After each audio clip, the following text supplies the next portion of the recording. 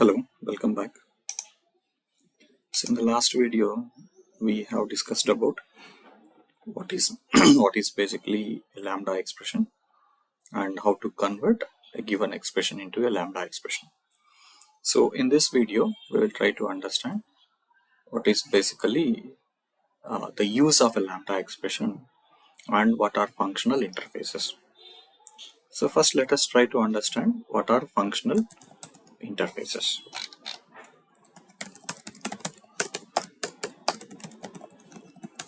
Right.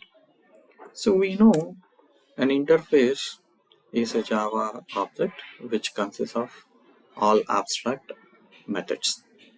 But a functional interface is an interface consists of only one abstract method.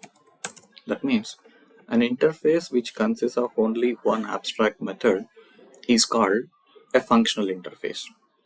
Say for example, if I have an interface like this, public interface mathematics, say public int add int a comma int b, then in this interface we have only one method, so this method or this interface is called a functional interface. Right, in the same way, for example, if I write one more method, say public interface, right, area, right, public interface or else rectangle or square or something, say circle. So I have one method called area. So this interface is also a functional interface. So when we observe these two interfaces, we have only one single method. So any interface which has only one single method, that is called a functional interface. So there are some predefined functional interfaces as well. Right? Predefined functional interfaces as well in our Java. Like say we have a runnable interface is there, right? We have a comparator interface is there. We have a comparable interface is there. So basically, runnable interface is used to create a thread by overriding, right? Overriding only one method, right? That is your run method. In the same way, compare to is to go for customized sorting order of your collections or any user defined objects by overriding, right? By overriding your only one method called as compare to method. So in the same way, the comparable also, right? So here it is compare method, and here it is also there is only one method which is called compare to method. So we have to override this. So if you observe all these interfaces, they have only one method, that is run method, compare method or compare to method.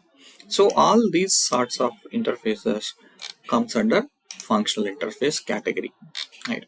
So we can ensure, right? We can ensure to the compiler that this is a functional interface. Say don't allow more than one interface.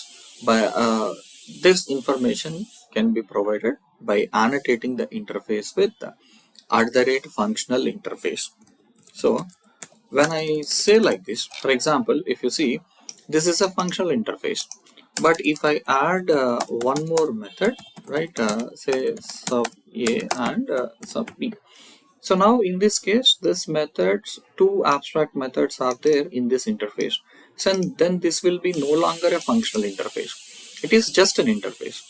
But I need a functional interface. I have to ensure all the time it must contain only one method without having other methods.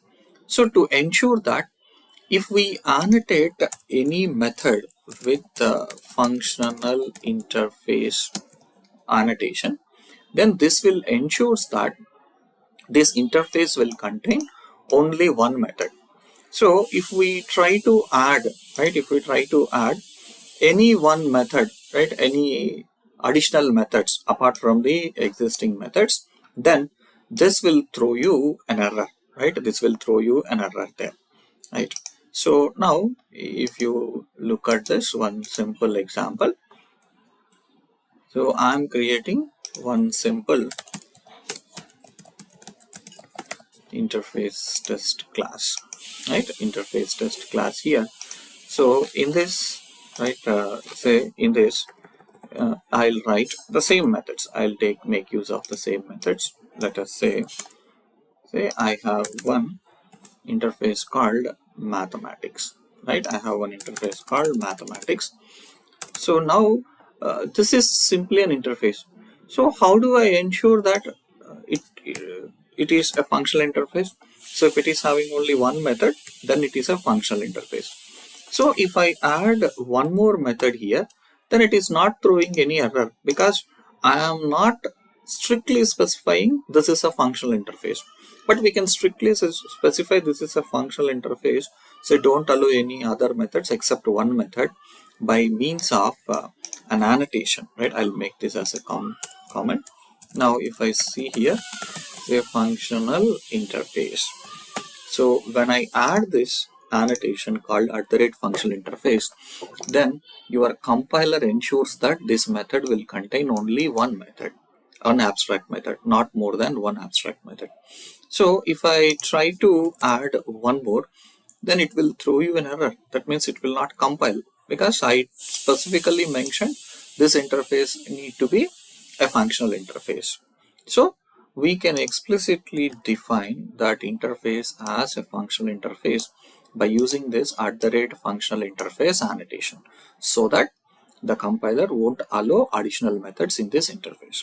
So we understood that a functional interface is an interface which consists of only one abstract method. So any interface which has only one abstract method is called a functional interface.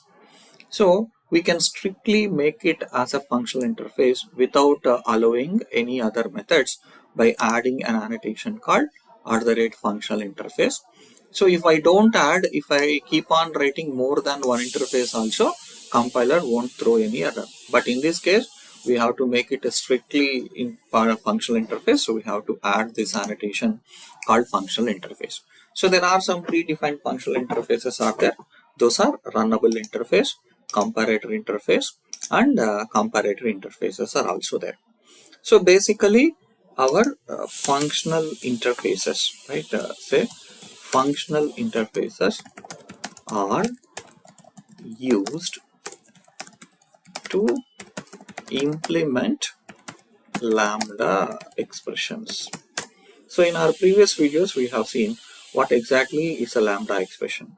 So the use of the lambda expression is to implement in the functional interfaces, right? So we'll see how to implement the functional interfaces by using the lambda expressions in the next video. Thank you.